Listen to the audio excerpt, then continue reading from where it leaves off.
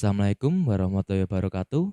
Halo para pendengar, perkenalkan kami dari kelompok audiens 1, saya Akmal Wahyono. Saya Anindya Aulia. Saya Alika Nabita Rizkina. Saya Dini Afina Syanafi. Saya Vika Almilatul Hanif.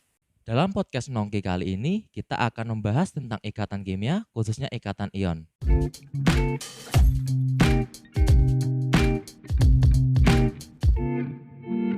Sebelum membahas lebih lanjut tentang ikatan ion, bagaimana kalau kita bahas lebih dulu apa sih itu ikatan kimia? Bisa dijelaskan apa sih itu ikatan kimia, Kak Elika? Ikatan kimia itu ikatan antara unsur yang tidak stabil untuk mencapai kestabilan, seperti gas mulia. Mungkin lebih rinci lagi bisa dijelaskan ke Anin seperti apa sih itu kestabilan atom? Kestabilan atom itu adalah kondisi di mana atom suatu unsur memiliki konfigurasi elektron, seperti gas mulia pada golongan 8A, yang semua subkulitnya terisi penuh. Sedikit saya tambahkan untuk mencapai kestabilan seperti gas mulia, atom suatu unsur cenderung mengikuti kaidah duplet, yaitu elektron valensinya 2 dan kaidah oktet di mana elektron valensinya 8. Lalu, bagaimana caranya atom mencapai kestabilan? Untuk mencapai kestabilan, atom akan berikatan dengan atom lainnya. Atom akan melepas elektron dan menerima elektron. Atom yang melepas elektron adalah unsur logam dari golongan 1A sampai 3A dengan elektron valensinya 1 sampai 3. Sedangkan atom yang menerima elektron unsur non-logam dari golongan 4A sampai 7A dengan elektron valensinya 4 sampai 7. Jadi, dapat disimpulkan kalau ikatan kimia itu ikatan yang menghubungkan suatu unsur dengan unsur lainnya untuk mencapai kestabilan atom dengan cara melepas dan menerima elektron. Nah, salah satu ikatan kimia itu adalah ikatan ion. Bisa dijelaskan dong apa itu ikatan ion oleh kakak-kakak di sini? Ikatan ion itu ikatan antara unsur logam dengan non-logam kan, yang saling serah terima elektron itu. Lebih tepatnya, unsur logam akan melepas elektron sehingga menjadi ion plus. Dan unsur non-logam akan menerima elektron dan menjadi ion min.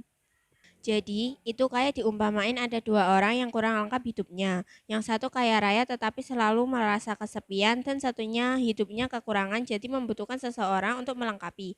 Nah, kedua orang itu kemudian bersatu dan saling melengkapi dan terjadi keharmonisan hidup. Jadi, kayak dua unsur yang saling serah terima elektron untuk mencapai kestabilan. Langsung saja yuk kita ke contoh soalnya. Contoh soal pertama, unsur kalium akan berikatan dengan unsur oksigen. Nah, kedua unsur itu kan tidak stabil. Terus bagaimana cara mereka berikatan dan hasilnya menjadi senyawa apa? Mungkin bisa dijelaskan oleh kakak-kakak di sini?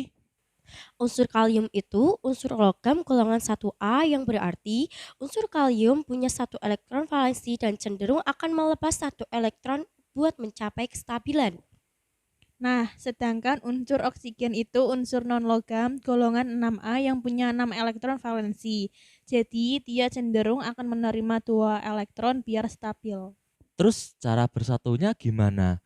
Kan kalium melepas satu elektron, tapi oksigen harus menerima 2 elektron. Ya, cara mereka berikatan itu satu atom oksigen akan mengikuti 2 atom kalium. Jadi, akan stabil 2 atom kalium akan melepas satu elektron, kemudian 2 elektron dari 2 atom tersebut akan diterima sama oksigen. Oksigennya akan stabil, jadi nanti hasilnya senyawa K2O atau kalium oksida. Baiklah, dapat dipahami, jadi satu atom oksigen akan berikatan dengan 2 atom kalium agar terjadi serah terima elektron untuk mencapai kestabilan. Baiklah, satu contoh soal lagi tentang ikatan ion dong. Gimana kalau ikatan antara natrium dengan fluor? Lebih simpel lagi ini ikatannya. Nah, bagaimana tuh? Bisa dijelaskan dong? Ikatan ini lebih simpel lagi.